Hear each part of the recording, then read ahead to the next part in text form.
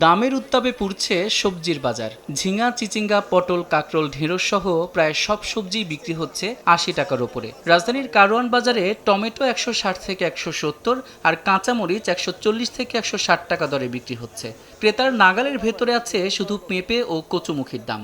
দাম বৃদ্ধির জন্য বৃষ্টি ও সরবরাহ সংকটকে দায়ী করছেন বিক্রেতারা। যারা আগে ১ কেজি কিনতো তারা এখন হাফ কেজি কিনে বা কোয়ার্টার কিনে। আমাদের মতো নিম্ন পরিবারের যে লোকগুলা সেগুলো এগুলা অস্বাভাবিক দাম। বর্ষাকাল, নানান জায়গায় পানি থাকার কারণে সব সবজির দাম বেশি। সব মানুষেরই একটু কষ্টদায়কই চলতেছে। এদিকে বরফ দিয়েও ঠেকানো যাচ্ছে না মাছের বাজারের আগুন। ১ কেজি ওজনের ইলিশ বিক্রি হচ্ছে ২৪০০ থেকে ২৫০০ টাকায়। ৮০০ থেকে ৯০০ গ্রামের দর ২০০০ টাকা। সপ্তাহ ব্যবধানে অন্যান্য মাছের দাম বেড়েছে ১০ থেকে ২০ টাকা। সব জায়গা দেখছি কোথায় কম দামে পাওয়া যায়। বাজারের যে অবস্থা, ছোট মাছ যাইতে বড় মাছ তো কেনারই কায়দা না। ইলিশ মাছ আগুন ধরছে। গত সপ্তাহে 1 কেজি মাছ বেচছে ২২০০, এই সপ্তাহে বেচেছি ২৪০০ টাকা। মাছ একবার নদীতে কম, একবারে এলাকা একটু দাম একটু বেশি। স্বস্তি নেই মুরগির দামেও। ১০ টাকা বেড়ে কেজি প্রতি ব্রয়লার বিক্রি হচ্ছে ১৮০ টাকায়। ২০ টাকা বেড়ে সোনালী মুরগি বিক্রি হচ্ছে ৩২০ থেকে ৩৪০ টাকায়।